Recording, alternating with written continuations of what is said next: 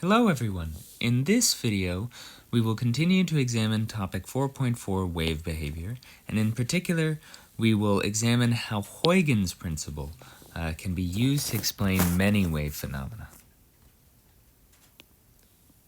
So Huygen's principle is a way, in some ways, of making more complicated something we already knew, as a way of explaining something that we knew but didn't yet have an explanation for.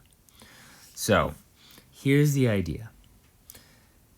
Huygen pointed out that you could explain a variety of wave phenomena, and in fact derive them, by observing or adhering to the idea that every point on a wavefront acts as a point source of outgoing circular waves, which all interfere to produce the next wavefront. Okay? So here's the idea. If I have a line here that represents my traveling plane wave, okay? So these are waves traveling in this direction and they're flat. What is really happening is that at every point along the wave, okay, there are many, many, many circular sources. So every single point is actually an infinite number of circular sources, and they interfere. And the only place that infinite number of outgoing circular waves constructively interfere is exactly along the next wavefront. Every other point along the wave, so all this space in here, those infinite little circles are destructively interfering. And so we explain the existence of the next wavefront by saying that every point on the preceding wavefront acts as a point source of circular waves. To see what I mean, or to see how this works, take a look at this animation here. This animation shows different points along the wave as if they were point sources. So it shows 3 here, but each of these 3 points along the wavefront acts as a point source of circular waves. Well, what if you had more of them? Okay, so now put them together. All right, here's 3, here's what it looks like. A little bit of a mess, actually. Right? But now you add more, and you add more, and you begin to see the patterns emerging here.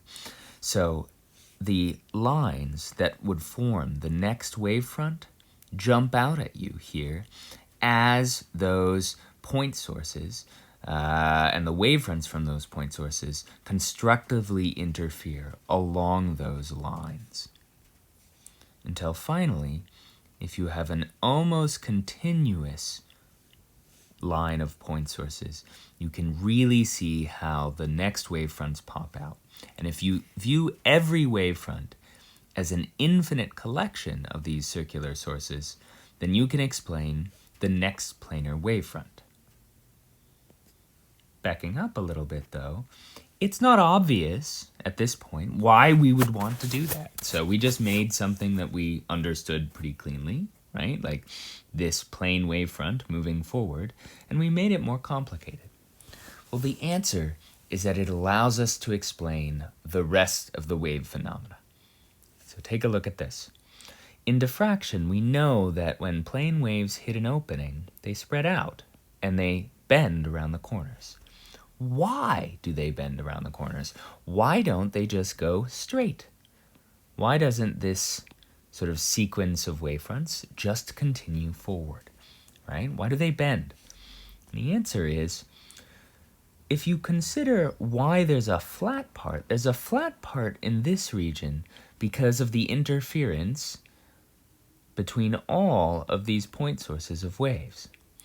But the barrier blocks this part of the wavefront, which means that this point in particular is producing circular waves that don't get interfered with, that do not interfere with other points next to it to produce a flat wavefront. As a result, the whole wavefront pictured here, the sum of the wavefronts being these green lines, bends around the corner. Okay? And this explains diffraction. So by appealing to Huygens' principle, we can say, because each of these are point sources, and they don't interfere with non-existent point sources next to them, then the circular wavefronts they produce go on to bend around the corner. Although we won't emphasize it or won't try to go through the derivation, Huygens' principle can also be used to explain both reflection and refraction. And in fact, this is the source of the derivation of Snell's law. So Snell's law can be derived